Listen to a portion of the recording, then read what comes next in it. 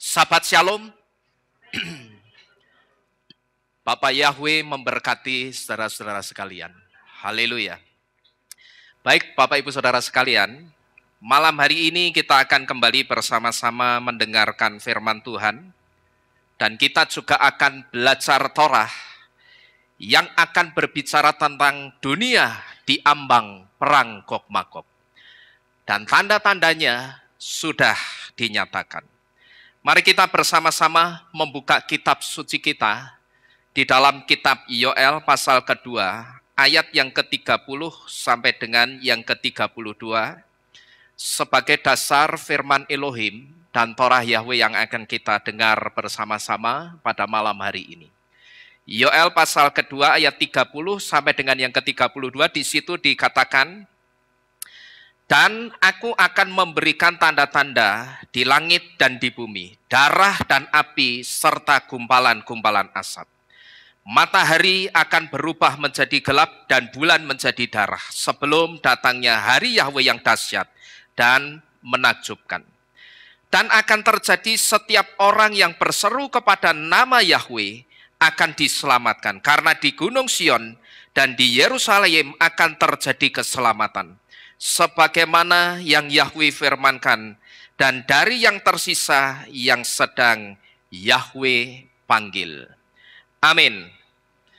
Nah, Bapak Ibu Saudara sekalian, kalau kita memperhatikan baik-baik 3 ayat yang kita baca ini, Saudara, di sini melalui mulutnya Nabi Yoel, Bapak Yahweh itu sedang memberitahu kita, yaitu sedang memberitahu bahwa suatu hari nanti, atau di waktu yang akan datang nanti, akan datang yang namanya hari Tuhan atau hari Yahweh yang dahsyat. Dan puncak dari hari Tuhan atau hari Yahweh yang dahsyat nantinya adalah ketika Yesua datang. Dan juga ketika datangnya Yom Hadin atau hari penghakiman. Di mana kedua hari Yahweh yang dahsyat ini, Saudara, ini akan terjadi di satu tanggal yang sama, yaitu tanggal 1 bulan ke-7 atau tanggal 1 bulan Tisri. Selain perayaan Yom Teruah atau selain perayaan peniupan nafiri, tanggal 1 Tisri itu juga hari lahir bumi. Yang pertama tanggal 1 Tisri itu hari lahir bumi, Saudara. Nah, kalau 1 Tisri hari lahir bumi, berarti tanggal 1 Tisri yang akan kita hidupi bersama-sama beberapa minggu lagi. Umur bumi yang kita pijak sekarang ini, umurnya itu sudah 5.786. Umurnya itu sama dengan tahun Ibrani yang baru yang akan segera kita hidupi bersama-sama tepat tanggal 1 Tisri besok. Tanggal 1 Tisri besok, kalau dalam penanggalan Gregorian, itu jatuh tepat pada tanggal 22 September. Jadi sekali lagi, bumi kita yang kita pijak malam hari ini, sekarang ini, umurnya sudah berapa, Saudara? 5.700, kalau sekarang ini masih 5.785. Tapi nanti tanggal 1 Tisri tepat, umur bumi sudah masuk 5.786. 1 Tisri itu juga disebut Yom Hadin atau hari penghakiman. Din itu artinya penghakiman. Dan 1 Tisri seperti yang sudah kita dengar bersama-sama di tempat ini. 1 Tisri kemungkinan besar itu juga akan digenapi Yesua dengan kedatangannya. Tetapi sekali lagi pada tahun Ibrani yang keberapa Yesua akan datang, itu yang kita tidak diberitahu. Karena walau bagaimanapun, sekalipun kita diberitahu momennya, yaitu pada perayaan Yom Teruah, karena hanya perayaan Yom Teruah satu-satunya hari raya yang belum digenapi Yesua dari 7 hari raya. Tetapi nubuatan kitab Matai itu harus tetap digenapi, bahwa anak manusia akan datang di waktu yang tidak kita duga-duga. Jadi sekali lagi, pada tahun Ibrani keberapa Yesua akan datang, itu yang tidak diberitahukan kepada kita. Tujuannya supaya apa? Tujuannya tidak lain, supaya kita itu betul-betul bersiap-siap dan betul-betul berjaga-jaga. Karena Yesua mau, nantinya ketika dia datang dan dia mengangkat orang-orang yang percaya kepada Yesua, yang diangkat itu betul-betul orang-orang yang imannya murni, yang persiapannya, tesyufahnya itu bukan pas hari hanya pengangkatan, tetapi sejak sekarang ini jauh sebelum Yesua datang, orang-orang itu sudah mempersiapkan dirinya dengan melakukan tesyufah atau pertobatan.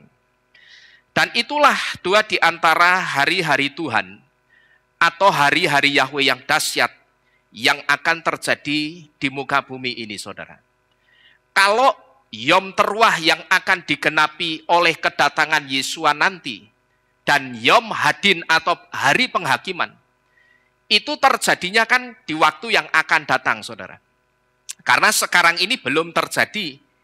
Yom Teruah belum digenapi Yesua. Yom Teruah 5785 tahun kemarin, Yesua belum datang. Dan sampai hari ini Yesua belum datang.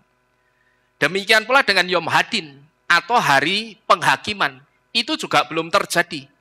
Karena setiap kita masih ada di dunia ini. Kita belum bersama-sama menghadapi hari penghakimannya Bapak Yahweh atau pengadilannya Bapak Yahweh, itu belum. Jadi Yom Teruah yang akan digenapi dengan kedatangan Yesua dan hari penghakiman, itu terjadinya di waktu yang akan datang.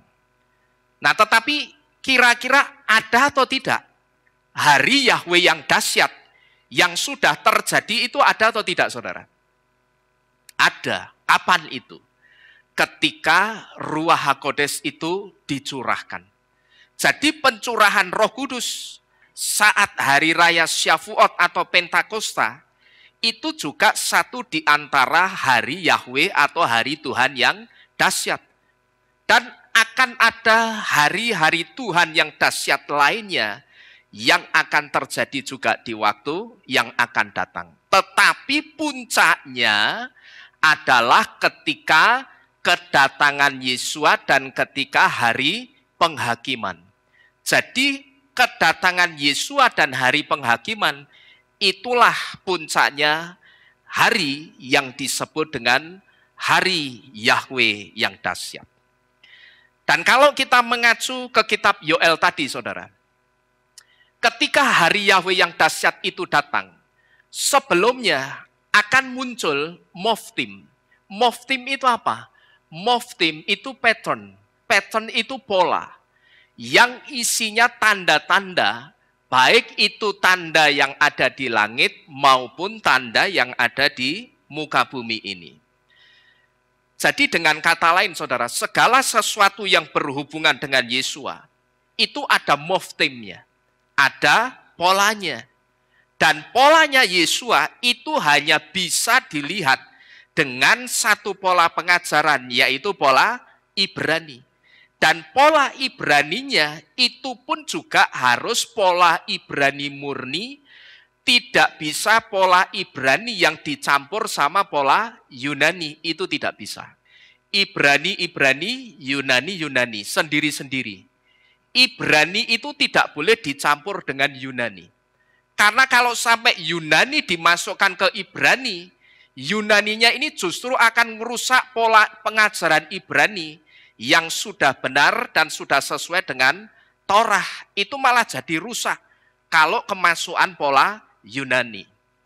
Jadi segala sesuatu yang berhubungan dengan Yesua itu ada moftimnya, ada polanya. Dan polanya Yesua itu hanya bisa dilihat dari pola pengajaran Ibrani. Satu di antara polanya Yesua yang bisa kita lihat, itu juga yang tadi saya sebut di depan, yaitu soal waktu kedatangan Yesua. Yang sebetulnya bisa kita ketahui karena kita diberitahu. Bukan kita ngotak-ngatik gatuk sendiri, bukan. Bukan kita cocokmologi sendiri, bukan. Tetapi memang kita diberitahu oleh Torah, kita diberitahu oleh kitab suci. Yaitu diberitahu melalui satu hal, bahwa Yesua itu tidak akan keluar dari garis 7 hari raya. Kalau yang 6 digenapi, kurang 1 pasti akan digenapi. Nah, yang belum digenapi itu hari raya apa? Yom Teruah atau peniupan nafiri. Dan tidak kebetulan kitab Tesalonika memberitahu sebelum Yesua datang, malaikat Yahweh itu akan diperintahkan meniup sangkakala atau nafiri sebagai tanda kedatangan Yesua.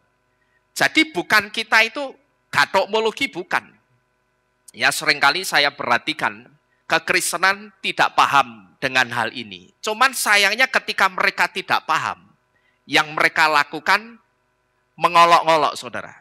Kalau saudara melihat di dalam YouTube Kehilat Kita, yang video, 2 video yang terakhir, yang judulnya Rapture tanggal 23 September, komentarnya 95% saya dapat laporan, komentarnya itu orang-orang yang, komentar yang negatif. Ya, komentar yang tidak baik. Mungkin ada juga, saya yakin, dari orang-orang yang komentar itu belum melihat videonya tapi baru baca judulnya sudah komentar. Kenapa saya ngomong begini? Karena saya dulu pernah upload 1 video yang judulnya begini, makanlah 3 buah ini dan engkau akan diselamatkan. Yaitu buah anaf, rimon, dan tenah. Anaf itu anggur, rimon itu pomegranate itu apa jenenge? Delima, dan ara. Saya bilang, saya kasih judul, makanlah 3 buah ini supaya engkau diselamatkan. Nah, lalu tiba-tiba tidak berlangsung lama setelah saya broadcast, ada seseorang yang ngirim, ya ndak bisa toh Pak Nino, masa cuma makan 3 buah ini selamat. Saya bisa pastikan orang ini pasti belum nonton videonya tapi sudah apa? Komentar. Ya, ini namanya judging the book by its cover. Ya toh, dia menghakimi bukunya berdasarkan apanya? Covernya cuma judul itu. Padahal judul itu seringkali dibuat supaya apa? Orang itu melihat, tertarik gitu loh. Ya, jadi ya enggak mungkin lah, apalagi 3 buah itu di pasar bulu itu banyak. Nah, kalau itu banyak nih pasar bulu, orang pada beli selamat kabeh. Nah, terus organe kebak, ya toh? Ya bukan begitu. Itu ada maknanya, saudara-saudara sekalian. Nah, ini saya perhatikan banyak sekali orang-orang Kristen yang komentar yang negatif di video yang judulnya Rapture tanggal 23 September. Bahkan ada yang sudah nonton, tetapi tetap komentarnya itu masih miring dan negatif. Tetap saja mengatakan sok tahu. Wong di kitab suci Tuhan saja bilang tidak ada yang tahu, malaikat pun tidak, anak pun tidak, kecuali Bapa saja. Padahal jelas-jelas dalam pengajaran itu saya katakan mungkin saja gitu loh. Kenapa mungkin saja? 23 September mungkin saja atau bisa saja itu kenapa? Karena 23 September kalau kita lihat dalam penanggalan Ibrani itu sudah mulai masuk tanggal 1 Tisri. Dan 1 Tisri itu ada perayaan Yom Teruah, satu-satunya hari raya yang belum digenapi oleh Yesua gitu loh. Itu pun saya katakan mungkin saja. Kalau saya katakan mungkin saja atau bisa saja berarti pasti atau tidak? Tidak, saya pun tidak pernah memastikan. Maka sekali lagi saya ulangi, tadi saya katakan apa? Sekalipun kita diberitahu momennya pada perayaan Yom Teruah, kemungkinan besar Yesua akan datang. Tetapi pada tahun Ibrani keberapa, pada perayaan Yom Teruah yang tahun Ibrani keberapa, itu yang tidak pernah diberitahukan kepada kita. Karena nubuatan kitab Matai, anak manusia datang pada waktu yang tidak diduga-duga, itu harus digenapi. Jadi sekali lagi kalau kita melihat di depan ini saudara, segala sesuatu yang berhubungan dengan Yesua itu ada move timnya, ada polanya. Dan pola yang bisa kita pakai untuk melihat Yesua menyelami tentang Yesua, atau melihat Yesua yang sesungguhnya itu seperti apa, itu hanya satu pola, yaitu pola pengajaran Ibrani. Dan sekali lagi, Ibraninya juga harus Ibrani yang murni, tidak bisa Ibrani yang dicampur dengan Yunani. Jadi ada dua moftim atau dua tanda di langit dan di bumi yang akan menjadi tanda datangnya hari Yahweh yang dahsyat. Di kitab Yoel tadi, saudara, kita bisa melihat ada tanda yang disebut dengan darah, api, dan gumpalan-gumpalan asap. Nah, kalau kita melihat nubuatan ini, dan kalau nubuatan ini kita kaitkan dengan peristiwa-peristiwa yang terjadi sekarang ini, di sini kita bisa menyimpulkan bahwa yang dimaksud dengan darah, api, dan gumpalan-gumpalan asap adalah adanya tempat-tempat yang hancur dan terbakar, serta adanya pertumpahan darah dari orang-orang yang mati karena perang. Sekarang ini, saudara, kita bisa melihat perang itu terjadi di mana-mana. Suhu politik yang memanas itu tidak hanya terjadi di Israel dan di Timur Tengah. Tetapi suhu politik yang sekarang ini tambah panas, terjadinya itu di mana-mana, di seluruh belahan dunia ini. Bahkan belum lama ini, saudara bisa melihat sendiri, Indonesia itu juga panas. Demonstrasi-demonstrasi besar itu juga terjadi di mana-mana di Indonesia ini. Terus tidak lama kemudian siapa yang nyusul? Nepal. Nepal menyusul, Nepal itu juga panas. Gelombang demonstrasi yang besar itu juga terjadi di Nepal. Bahkan presiden dan menteri-menterinya Nepal itu diturunkan oleh rakyat Nepal sendiri.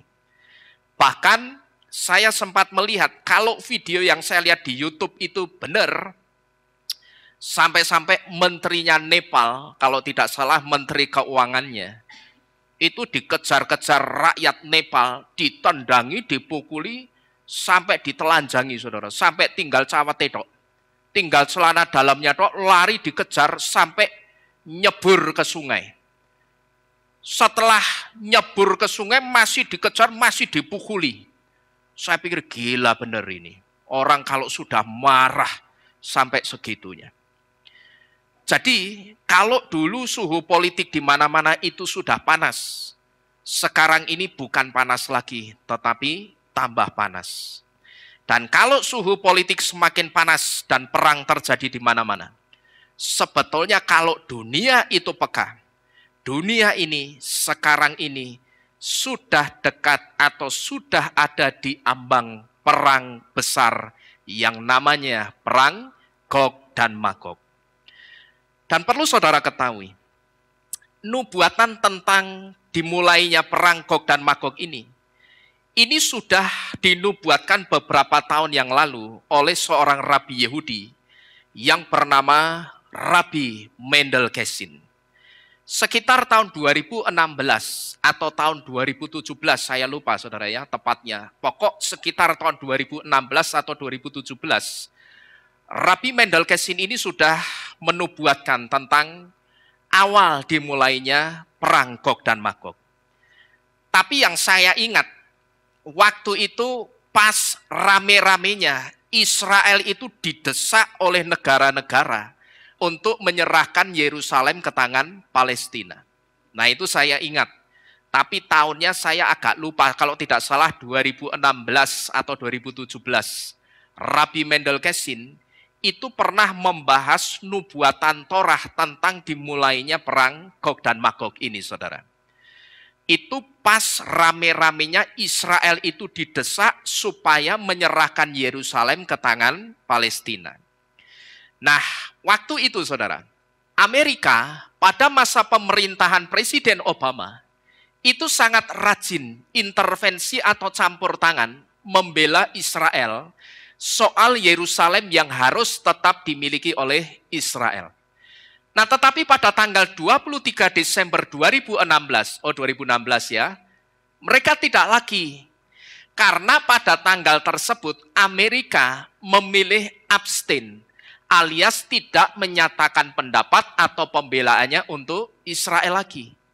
Nah, dengan abstainnya Amerika dari voting resolusi Dewan Keamanan PBB nomor 2334 pada tanggal 23 Desember 2016, sebetulnya ini adalah awal dimulainya perang Gog dan Magog.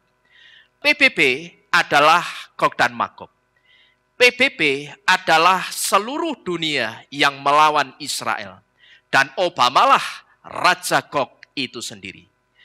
Nah, ini apa yang dikatakan oleh Rabbi Mendel Kessin sekitar 8 atau 9 tahun yang lalu.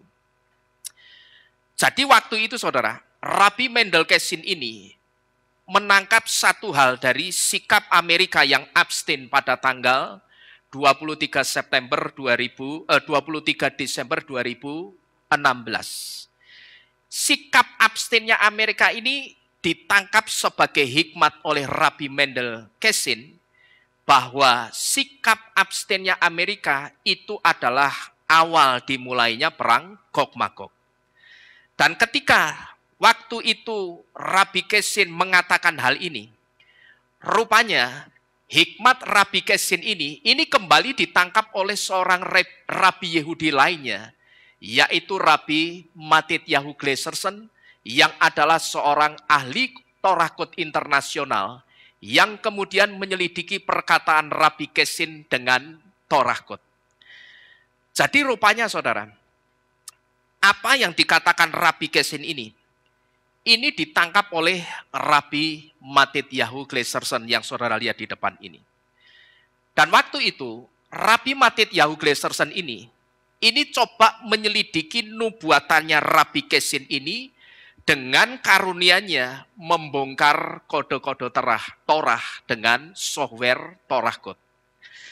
Dan saat itu ketika Rabbi Gleaserson mencoba mencari tahu melalui Torakhot, saat itu ditemukan dalam tabel kecil berukuran lebar 31 huruf yang berasal dari kitab Bilangan atau kitab Bemidbar pasal 30 dan 31. Kode pertama yang Rabbi Gleaserson tunjukkan adalah kata Haum yang disambung dengan kata Gog, sehingga jadi kata Haum Gog. Ini ya, ini Haum, ini Haum sampai sini, dan di sini ini Gog. Gimel, waw Gimel ini dibaca Gog. Jadi ini dibacanya Haum Gog. Dalam bahasa Ibrani saudara, kata PBB atau Perserikatan Bangsa-Bangsa disebut dengan kata Haumot Hameukadot, yang disingkat oleh orang-orang Yehudi itu dengan istilah Haum. Nah, kemudian kurang dari 10 huruf jaraknya dari kata Haum Gog, Rabbi Gleaserson juga menemukan kata Ibrani Oyef yang artinya enemy atau musuh. Implikasi atau kaitannya, PBB merupakan musuh Israel. PBB merupakan musuh dalam tanda kutipnya Israel. Dan saat itu saudara, kode-kode untuk nama Obama dan nama Menteri Luar Negeri Amerika Serikat saat itu yang bernama John Kerry itu juga ditemukan dalam Torakhot. Ini Obama, ya, ini Obama. Nah, ini Obama. Ini Obama. Oh, ini harusnya sampai sini nih. Ya, kuningnya ini harusnya sampai di sini nih.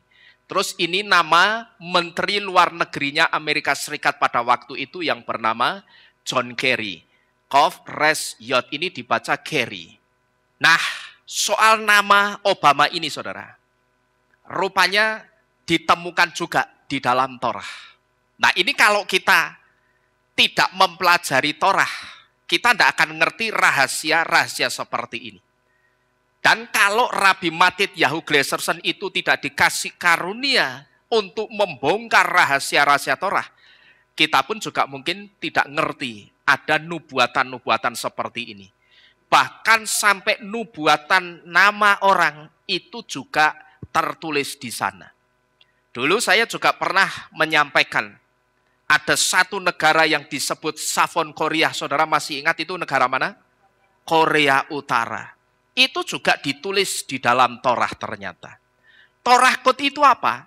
Torah Kut itu ayat-ayat Torah yang dihilangi spasinya. Yang dihilangkan spasinya lalu dijadikan satu. Nah, lalu ada satu software yang dipakai yaitu software Torah Kut. Dan kemudian software itu nanti akan menganalisa dan akan ketemu nubuatan-nubuatan itu. Tetapi pertanyaannya apakah ini kebetulan saudara?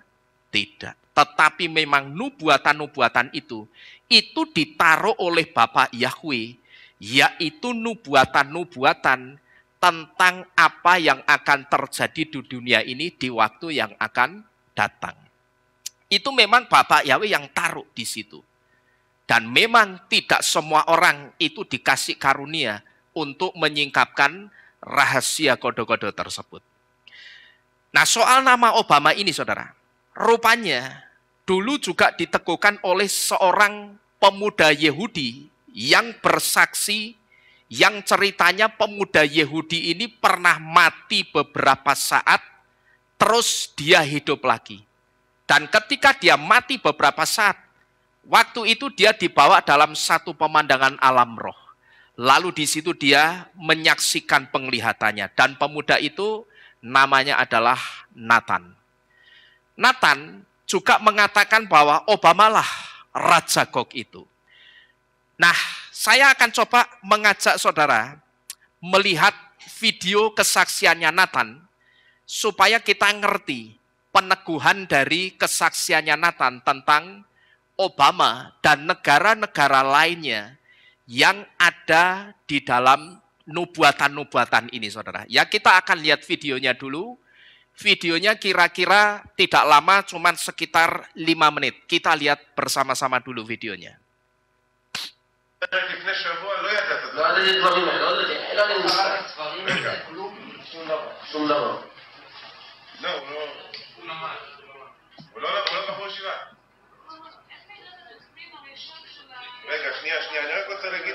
Ya, saudara perhatikan di situ ada terjemahannya. אובמה ייפול פה, בארץ ישראל, והשם ייתן לאובמה קבר פה בארץ ישראל.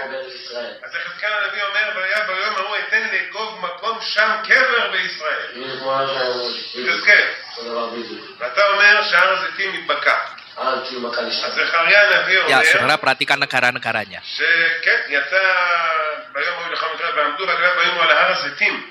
אשר על פני ירושלים מקדם, ונבקע הר הזיתים מחציון מזרחה וימה, גג גדולה מאוד, ומש חצי הר צפונה וחצי נגבה. זכריה הנביא, הוא היה מזמן. זה בוודאות יקרה אם גם ימשיכו ככה, אם העולם ימשיך ככה, זה בוודאות מה שיקרה. בוודאות. עכשיו, שאלה פה מישהי שאלה טובה, ואני רציתי גם לשאול אותך, איך אני יודע שזה מתחיל? זה יבוא בבוא. קודם כל זה כבר התחיל. זה התחיל, כמו שראיתי, זה התחיל בתאריך כ"ז באלול. זה התחיל כבר. כ"ז באלול, שנה שעברה, תשע"ה. השנה הזאת כאילו, כן, אז זה התחיל בשם, 3 ימים לפני ראש השנה, התחיל גוג ומגוג. התחיל המלחמה הזאת כבר. אז למה אנחנו לא מרגישים? כי הקדוש ברוך הוא לא יביא את זה על התחלה, מה שיקרה זה יהיה יום מסוים, שפשוט זה יפרוץ, פשוט מה יקרה, יתחיל איזה משהו שטוב יפרוץ, כל החדשות, הכל, כולם יגידו מלחמת העולם שהתפרצה, כולם יבינו את זה. זהו, אין זמן, ואז ככה יתחיל, וכולם יבינו שהשם אחראי למעשה הזה. זאת אומרת, יקרה איזשהו אירוע ביטחוני, שמזה יצא מכלל שליטה, וכולם יתחילו להילחם אחד בשני. כן, בדיוק. ובהתחלה הם ילחמו אחד בשני. כן. ואנחנו? אנחנו לא נהיה מחוץ לזה, ואחרי זה כולם יתאחדו, יעברו נגדנו. רואים כבר מתחים בין ארצות הברית לרוסיה וסיריה. אוקיי, בסדר, תראה. אוקיי. מה התפקיד של המשיח? שאלת? אין מתחים, מה זה בתשובה או משהו? אין מתחים שלך? מה התפקיד של המשיח? אנחנו כולם משיחים? כן, הוא לא יודע מה שהוא המשיח. הוא לא יודע שהוא המשיח. דבר למיקרופון. דבר למיקרופון. הוא מחזיר בתשובה כיום? יכול, כן, הוא מחזיר בתשובה, זה מישהו שמחזיר בתשובה שעושה כאילו בן אדם גדול. הרבה כאילו, בוא נגיד ויזיונר ניסיונות על מנת לחזק את העם היהודי. מה זה? עובר הרבה ניסיונות על מנת לחזק את העם היהודי. אין לי מושג, אני לא יודע. אני רק יודע שזה בן אדם שחזר בתשובה שלא עשה עבירות בכלל, הוא בן אדם גדול, ושהוא יהיה המשיח, כולם יהיו מאוד מאוד מופתעים שזה הוא. חילוני. המשיח חוזר בתשובה אומר, הוא אדם שהוא מחזיר בתשובה וכולם מכירים אותו, כן. וזה יהיה הפתעה זה הפתעה שזה. רגע, אנחנו רוצים להמשיך עוד קצת, מה שאתה אומר, ראית קדימה, אז רבותיי, התחלנו להבין מפה כמה דברים. א', בכ"ז באלול התחיל מלחמת גוג ומגוג, ובמינון כנראה קטן, עד שיקרה איזושהי תקרית, וזה יתפרץ למלחמה כלל עולמית, וזה יהיה הסימן האחרון. בהתחלה אנחנו נהיה מחוץ למלחמה, אבל אחר כך כולם יתאחדו עלינו, וילחמו בנו כי ירצו את ירושלים. עכשיו, אתה אומר, אתה פשוט אמרת את זה לא לפי הסדר, אני מנסה לעשות סדר, ילחמו נגדנו, צה"ל מחזיק יומיים. מחזיק יומיים, זה הכל. אחרי זה אין צבא. אין צבא. אין צבא. ואז הם נכנסים. הם נכנסים. חוטפים אנשים. חוטפים אנשים, הורגים אנשים. רקטות, טילים, מה שאתם רוצים. רגע, עכשיו בוא נגיע לקטע הזה של רקטות וטילים. כן. שמעתי בהרבה מקומות, וגם יש נבואה כזאת, על אטום. על אטום, באמת יהיה אטום, אבל האטום הזה יהיה אטום קטן ולא גדול, והוא פשוט הקדוש ברוך הוא יעצור אותו בשמיים, הוא לא ייפול. זאת אומרת, יראו עלינו פצצת אטום, כן, אבל השם מקפיא זה בשמיים. מקפיא זה בשמיים.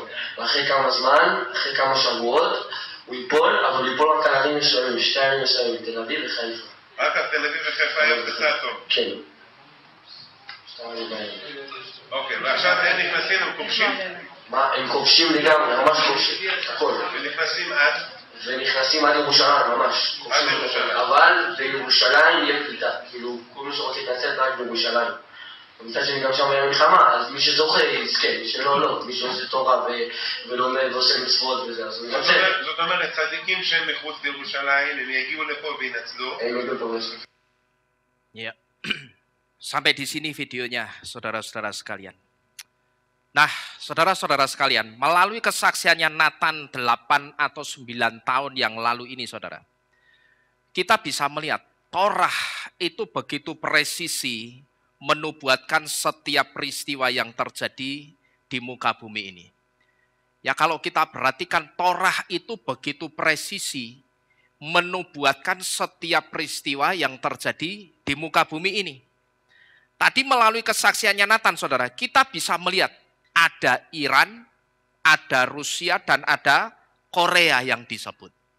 Mungkin saudara ketika mendengarkan ada Korea yang disebut, saudara bertanya begini, kok yang disebut Nathan tadi Korea mana?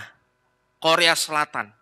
Tapi yang dinubuatkan Torah mana? Savon Korea itu mana? Korea Utara. Nah itu bagaimana? Saudara harus ingat, atau saudara ingat atau tidak, sekitar beberapa tahun yang lalu juga, sekitar 8 tahun yang lalu juga, entah saudara masih ingat atau tidak. Tidak. Saya juga pernah mengajar, ada seseorang yang bernama Dov Bartlett yang pernah mengatakan begini, bahwa nantinya itu tidak ada lagi yang namanya Korea Utara dan Korea Selatan. Tapi Korea itu akan jadi satu. Bagaimana penyatuannya? Penyatuannya kemungkinan besar itu terjadinya Korea Utara itu akan menyerang Korea Selatan, merebut Korea Selatan, sehingga saat itu tidak ada lagi Korea Utara dan Korea Selatan. Jadi, kalau kita mendengar kata Korea Selatan di situ, itu sah-sah saja, tidak jadi masalah. Karena nantinya kemungkinan besar itu Korea Selatan, Utara itu tidak ada lagi, tetapi hanya ada satu Korea. Sekarang coba saudara perhatikan. Semua negara yang disebutkan Nathan tadi, sekarang ini memusuhi Israel atau tidak, saya tanya. Memusuhi. Iran memusuhi. Terus mana lagi? Rusia juga memusuhi. Terus Korea juga memusuhi, saudara-saudara sekalian. Jadi apa yang terjadi sekarang ini? Oleh Torah itu sudah dinubuatkan ribuan tahun yang lalu. Dan nubuatan seperti ini tidak akan pernah saudara temukan di kitab suci lain selain kitab Torah yang kita pegang sekarang ini. Jadi betapa luar biasanya Kita orang-orang yang percaya kepada Bapa Yahweh. Kita punya Torah, kita pegang Torah itu luar biasa. Jadi sangat saya sayangkan kalau kekristenan sekarang ini masih menolak Torah, itu sayang. Seharusnya jangan menolak. Supaya apa? Supaya kekristenan itu juga disingkapkan rahasia-rahasia yang sama. Sama seperti Bapak Yahweh itu menyingkapkan rahasia itu kepada kita. Jadi karena kita menerima, kita cinta kepada Torah, maka rahasia-rahasia itu juga disingkapkan kepada kita. Tapi selama kita menolak, kita tidak akan pernah melihat penyingkapan-penyingkapan itu. Jadi kalau saudara perhatikan, negara-negara yang disebutkan oleh Nathan tadi, Iran, Rusia, dan Korea, itu semuanya memusuhi Israel. Dan itu sudah dinubuatkan, bukan 8 atau 9 tahun yang lalu. Kalau 8 atau 9 tahun yang lalu itu baru diungkap melalui Nathan yang sempat mati suri beberapa jam, dan ketika dia mati suri, dia dibawa dalam pemandangan alam roh, di situ dia melihat, dibawa dalam pemandangan, seperti yang saudara lihat videonya di depan tadi. Nathan saudara, sekalipun dia ini seorang Yehudi, tapi asal saudara tahu, tadi saudara juga nonton, di terjemahannya, di situ juga disebutkan, sekalipun Nathan itu seorang Yehudi, tapi Nathan itu tidak pernah sekolah Torah di Yeshiva. Tidak pernah. Ya tadi kan ada ya orang yang ngomong ini. Tunggu. Anak ini tidak sekolah di Yeshiva. Gitu loh. Yeshiva itu apa? Yeshiva itu sekolah Torah. Sekolah untuk belajar Torah. Nathan ini sekalipun dia orang Yehudi, seorang Yehudi, tapi dia tidak pernah sekolah Torah di Yeshiva. Jadi kalau tidak pernah sekolah di Yeshiva, berarti apa yang dilihat oleh Nathan itu memang betul-betul belum pernah dia lihat sebelumnya. Itu belum pernah. Yang dia lihat dalam pemandangan alam roh ketika dia mati suri, itu belum pernah dia lihat atau dia ketahui. Kisah seperti itu belum pernah dia ketahui sebelumnya. Karena apa? Karena dia tidak pernah sekolah. Di Yeshiva itu tidak pernah. Bahkan Nathan sendiri itu tidak tahu. Kalau apa yang dia saksikan atau apa yang dia ceritakan ternyata ditulis dan sudah tertulis di dalam kitab suci, di dalam Torah, Nathan sendiri itu tidak tahu. Maka kalau saudara perhatikan, ketika rabi yang duduk di sebelahnya ini ngomong tentang Yehezkiel, bahwa si Gog itu akan dikubur di tanah Israel. Dia excited saudara, dia terkejut. Loh, kok ternyata apa yang aku ceritakan, apa yang aku lihat dalam pemandangan alam roh ketika aku mati suri, itu ternyata sudah ditulis dan sudah tertulis di kitab suci di dalam Torah ribuan tahun yang lalu. Jadi dari sini kita bisa melihat, dan ini menunjukkan bahwa apa yang disaksikan Nathan itu nyata dan itu tidak dibuat-buat. Nah, lalu saudara, setelah nama Obama dan nama Menteri Luar Negerinya John Kerry pada saat itu, Rabbi Glasserson kemudian menunjukkan gabungan kode-kode untuk kata goyim yang artinya bangsa-bangsa yang akan berperang melawan Israel. Ini goyim, ini dibacanya dari kanan ke kiri, goyim yang akan berperang melawan Israel. Dia juga menemukan kode Ibrani untuk negara Paras atau Persia, yaitu satu di antara negara yang akan berperang melawan Israel dalam perang Gog dan Magog, menurut nubuatan kitab Yehezkiel. Paras atau Persia yang ditulis di dalam kitab suci, kalau sekarang ini sama dengan Iran modern. Nah sekarang coba saudara perhatikan lagi. Nubuatannya Israel perang sama Iran terjadi juga atau tidak? Terjadi. Kapan Israel perang sama Iran? Tanggal 13 Juni, 3 bulan yang lalu Israel itu perang sama Iran. Padahal nubuatannya itu baru diungkap sekitar 8 atau 9 bulan yang lalu. Nubuatannya baru diungkap, nubuatannya diungkap 8 atau 9 tahun yang lalu, tetapi di tahun 2025 ini, 3 bulan yang lalu, tepatnya tanggal 13 Juni, Israel itu perang sama Iran. Jadi kalau kita perhatikan saudara, satu persatu yang dinubuatkan Torah, itu terus digenapi oleh Bapak Yahweh. Kalau 8 atau 9 tahun yang lalu perang Gog Magog dinubuatkan dan sekarang digenapi, itu artinya tidak lain. Dunia ini semakin dekat atau sudah ada di ambang perang total dan perang besar Gog dan Magog. Sekarang ini mungkin belum total, karena yang baru perang dengan Israel itu siapa? Iran, terus Palestina. Bisa saya katakan sekarang ini belum total, tetapi nantinya akan total. Kapan itu? Ketika bangsa-bangsa itu mulai bersatu dan menyerang Israel. Itulah perang Gog dan Magog yang sudah totalitas. Tetapi sekarang baru permulaan. Tetapi saya tanya sekali lagi, di permulaan ini Torahnya digenapi atau tidak, saudara? Digenapi. Padahal Torah nulisnya kapan? Ditulisnya kapan? Ribuan tahun yang lalu. Diungkap 8 atau 9 tahun yang lalu. Ternyata 8 atau 9 tahun yang lalu, yaitu beberapa bulan yang lalu di tahun 2025 ini. Semuanya digenapi. Dan kita bisa melihat bersama-sama. Nah, kemudian setelah nubuatan negara-negara yang dinubuatkan akan menyerang Israel, nubuatan itu diakhiri dengan janji pengharapan. Di bagian tengah tabel, Rabbi Gleserson menemukan kode-kode untuk Masiah Yisrael. Kemudian menyilang ada kata revenge yang artinya akan membalas dendam terhadap musuh-musuh Israel yang menyengsarakan bangsa Yehudi.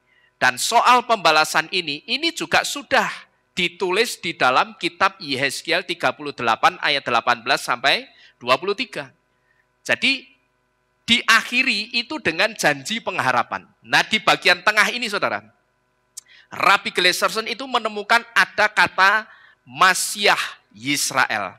Ini Masiah bacanya Mem, Sin, Yod, Het, dibacanya Masiah, ini Yisrael. Masiah Yisrael yang namanya Yahweh itu akan revenge, membalaskan dendam terhadap musuh-musuh Israel yang sudah menyengsarakan orang-orang Yehudi. Coba kita baca. Betul enggak nubuatan tentang pembalasan dari Bapak Yahweh ini juga sudah dinubuatkan di kitab suci, itu betul atau tidak? Kita buka sama-sama. Yang bawa kitab suci buka semua. Yehezkiel 38, 18, 23. Yehezkiel 38 ayat 18 sampai dengan yang ke-23, di situ dikatakan, dan akan terjadi pada waktu itu, ketika Gog datang melawan tanah Israel, firman Tuhan Yahweh, amarahku akan tampak di wajahku, dan dalam kecemburuanku di dalam api murkaku, aku telah berfirman, sesungguhnya pada hari itu akan terjadi gempa bumi yang besar di sana di tanah Israel. Dan ikan-ikan di laut dan burung-burung di langit dan binatang-binatang di hutan dan segala binatang melata yang merayap di bumi dan semua manusia di permukaan bumi akan gemetar terhadap wajahku. Dan gunung-gunung akan runtuh dan lereng-lereng akan longsor dan setiap tembok akan runtuh ke tanah. Dan aku akan memanggil sebilah pedang melawannya di atas semua gunungku. Melawannya itu melawan siapa? Melawan Gog. Demikianlah firman Tuhan Yahweh, dan pedang tiap-tiap orang akan melawan saudaranya. Dan aku akan menghukumnya dengan tulah dan darah, dan hujan yang lebat, dan hujan batu. Aku akan menurunkan hujan api dan belerang atasnya, dan ke atas pasukan-pasukannya, dan ke atas banyak atau satu bangsa itu. Banyak bangsa yang bersamanya. Artinya banyak bangsa atau bangsa-bangsa yang bersama si Gog ini, gitu loh saudara ya.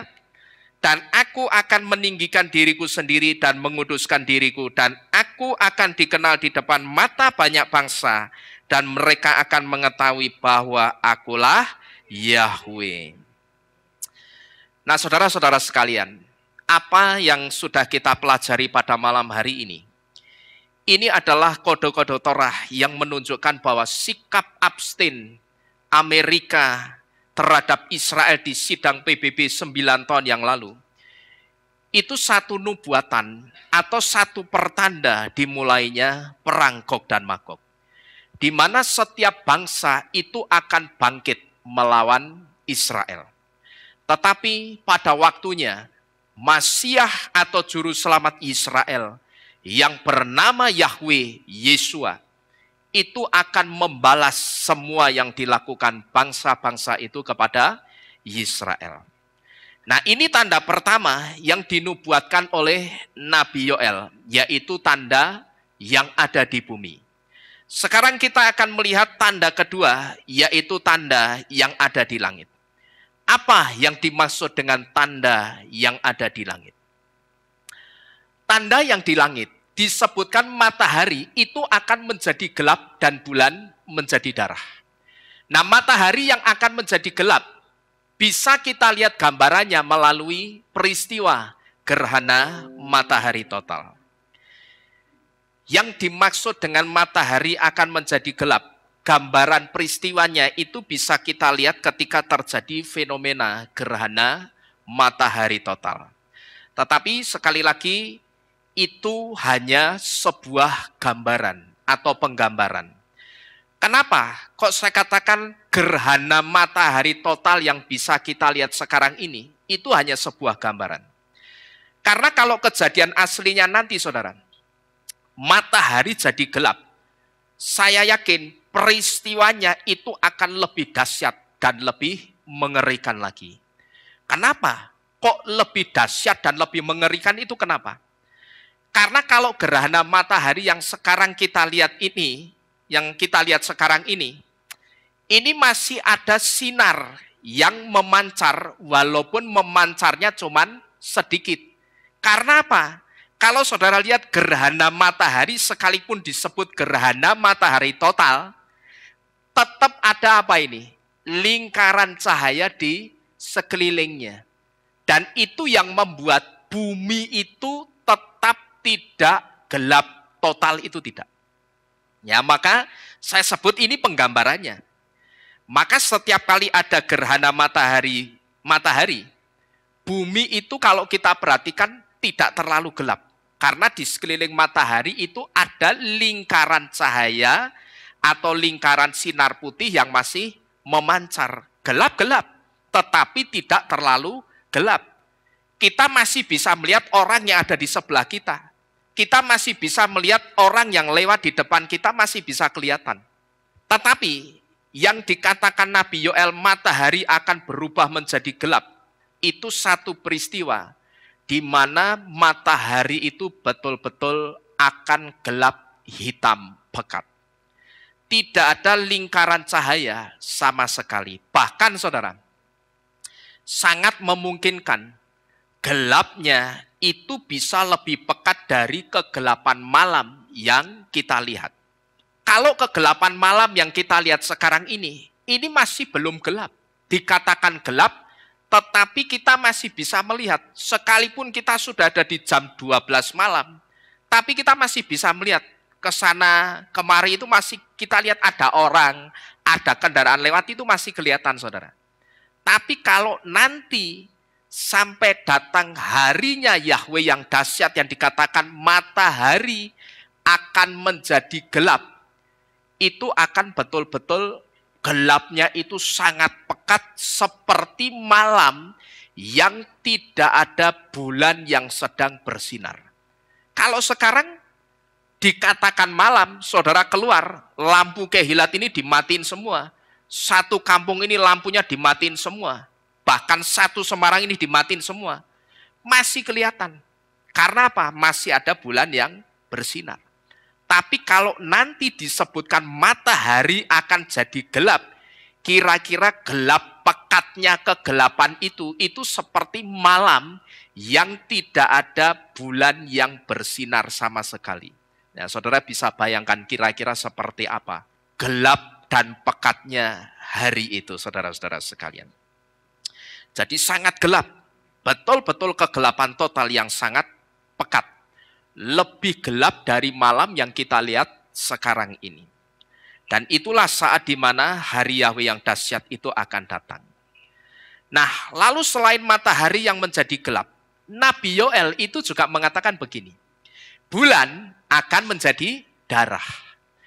Nah, gambaran peristiwa aslinya atau peristiwa bulan menjadi darah, ini bisa kita lihat melalui fenomena blood moon atau gerhana bulan darah, yang terjadi juga beberapa hari yang lalu. Tanggal berapa? Tanggal 7 sampai dengan tanggal 8 September kemarin, kalau saudara lihat keluar, itu bulannya, itu warnanya merah, saudara. Dan setiap kali terjadi blood moon, selalu terjadi peristiwa-peristiwa penting dan besar yang berhubungan dengan bangsa Israel. Beberapa di antaranya adalah, yang pertama, antara tahun 1493 sampai 1494, pernah terjadi gerhana bulan darah selama 4 kali. Yang terjadi tepat pada perayaan Pesach atau Paskah dan perayaan Sukot atau Tabernakel. Nah, tetapi sebelum peristiwa gerhana bulan darah ini terjadi, ada satu peristiwa penting yang terjadi, yaitu pengusiran orang-orang Yahudi yang ada di Spanyol. Ini dikatakan Spanish Inquisition, Jews expelled from Spain.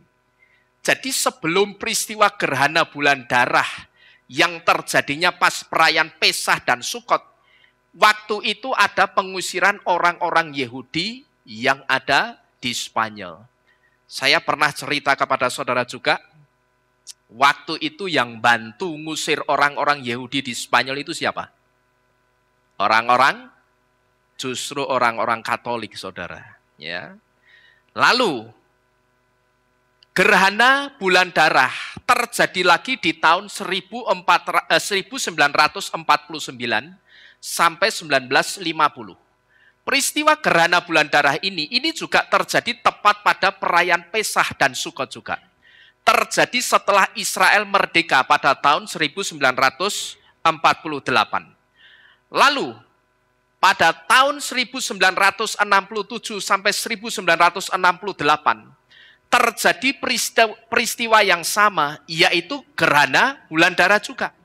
Terjadi tepat setelah Israel selesai perang 6 hari melawan Arab di bawah pimpinan Jenderal Moshe Dayan atau dikenal dengan Jenderal Mata Satu. Ini Jenderal Moshe Dayan ini. Peristiwanya itu dikenal dengan The Six Day War. Dan setelah itu Israel kembali menguasai Yerusalem untuk pertama kalinya setelah hampir 2000 tahun. Sekarang ini, saudara-saudara sekalian, blood moon yang kita lihat memang hanya warna bulannya saja yang berubah jadi merah. Dari putih ke kuningan, sekarang ini berubah jadi merah. Tapi saudara perhatikan, suatu hari nanti, apa yang dinubuatkan oleh Nabi Yoel, bahwa bulan akan menjadi darah, dan darah betul-betul akan menutupi bulan, itu betul-betul akan terjadi. Karena apa? Karena tidak ada yang tidak mungkin untuk dilakukan oleh Bapak Yahweh. Kalau sekarang ini kita melihat fenomena bulan darah atau blood moon yang kemarin terjadi pada tanggal 7 September. Saudara keluar, saudara hanya melihat bulan yang tadinya warnanya putih kekuningan, hari itu jadi warnanya kemerahan. Tapi nanti pada hari Yahweh yang dahsyat yang betul-betul terjadi dalam waktu yang akan datang, kalau dikatakan bulan menjadi darah dan darah betul-betul yang menutupi bulan, itu akan betul-betul terjadi.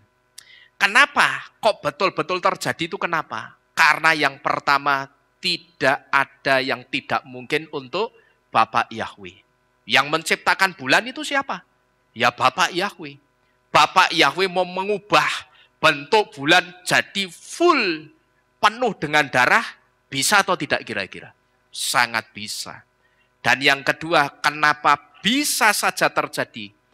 Karena kalau kita melihat tendensi ayatnya, penekanan ayatnya, di situ kita bisa melihat ada yang disiratkan, yaitu satu kengerian yang sangat luar biasa.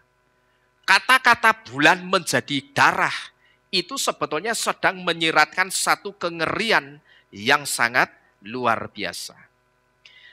Nah, bagi orang-orang Yahudi, saudara, mereka percaya bahwa gerhana bulan adalah penghukuman bagi orang Yahudi. Sedangkan gerhana matahari adalah penghukuman bagi Goyim atau bangsa-bangsa di luar Yahudi. Nah, pertanyaannya sekarang, apa yang harus kita lakukan sekarang setelah kita mendengar nubuatan ini? Apa yang harus kita lakukan sekarang? Apakah sekarang ini kita harus takut, saudara? Saudara mau takut mendengar sebentar lagi atau tidak lama lagi akan terjadi perang Gog Magog total? Saudara mau takut sekalipun, itu percuma. Karena apa? Karena suka atau tidak, siap atau tidak, harinya Yahweh yang dahsyat itu akan segera datang dan segera terjadi. Jadi kalau dikatakan siap atau tidak, suka atau tidak, harinya Bapak Yahweh yang dahsyat itu akan betul-betul terjadi. Saudara mau takut, itu percuma. Ya, saudara mau takut itu percuma. Karena kita takut atau kita berani, harinya Yahweh yang dahsyat, yang satu di antaranya, harinya Bapak Yahweh yang dahsyat, itu disebut dengan perang Gog Magog. Itu akan tetap terjadi. Di sini saudara, kita tidak usah ketakutan. Tetapi yang harus kita lakukan sekarang, selain kita berjaga-jaga dengan membawa hidup kita selalu dalam roh doa, kita satu di dalam doa saja. Dan nanti di dalam doa itu, bersama-sama kita katakan, Maranatha Yeshua Hosana. Yang artinya datanglah Yeshua, selamatkanlah kami. Itulah yang harus kita lakukan sekarang. Yang pertama kita berjaga-jaga. Berjaga-jaganya bagaimana? Berjaga-jaganya saudara itu mesti bawa hidup saudara selalu dalam roh doa. Sekalipun saudara sekarang ini masih harus bekerja, bekerjalah. Kalau saudara bisa mengurangi porsi jam kerja saudara untuk semakin dekat-dekat dengan Bapak Yahweh, itu bagus.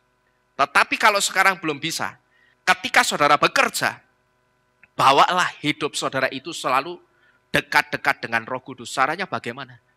Saudara bisa ketika saudara bekerja, saudara itu memuji-muji dan menyembah Tuhan. Ya, saudara bisa nyanyi-nyanyi, saudara sambil sesekali saudara pejamkan mata, lalu di situ saudara memuji-muji Bapak Yahweh. Saudara menyembah Bapak Yahweh. Di situ saudara itu sedang membawa hidup saudara itu dalam roh doa. Ketika saudara dalam perjalanan kemanapun, saudara mengendarai apapun, saudara naik motor, saudara nyetir mobil, di situ kira-kira saudara bisa berdoa atau tidak? Yo nabrak Pak. Siapa bilang? Memangnya doa itu harus matanya merem? Oh tidak. Dalam segala situasi dan kondisi, saudara dalam melek mata begini ini, saudara bisa. Berdoa itu bisa. Saudara sedang nyetir mobil, lalu saudara menyembah Tuhan. Saudara memuji-muji Bapak Yahweh. Lalu di situ saudara juga katakan, Bapak Yahweh selalu layakkanlah saya. Kuduskanlah hidup saya selalu. Supaya ketika Yeshua datang, Yeshua itu mendapati saya kudus dan saya layak untuk diangkat. Bisa enggak ketika kita nyetir mobil saat itu Yeshua datang dan terjadi rapture? Bisa, sangat bisa. Saat kita nyetir mobil, tiba-tiba kita mendengar suara nafiri atau sangkakala Yahweh itu ditiup, dan saat itu tiba-tiba terjadi kecelakaan besar-besaran. Karena ternyata banyak orang-orang kudus di sekitar saudara juga yang saat itu diangkat oleh Yeshua. Bisa atau tidak, saudara? Bisa. Ya. Jadi yang harus kita lakukan sekarang, kita jangan ketakutan. Bahwa hidup saudara itu selalu dalam roh doa. Saudara banyak memuji, menyembah, sekalipun saudara sedang bekerja. Saudara mungkin seorang pedagang, saudara melayani pembeli. Begitu sepi, pakai waktu itu juga untuk menyembah Bapa Yahweh. Jadi kita tidak usah ketakutan. Tetapi selain kita berjaga-jaga, kita satu di dalam doa saja. Dan di dalam doa itu kita katakan bersama-sama, Maranatha Yeshua Hosana. Datanglah Yeshua, selamatkanlah kami. Saya percaya saudara hidup selalu dalam roh doa. Saudara semakin hidup benar, saudara semakin hidup kudus.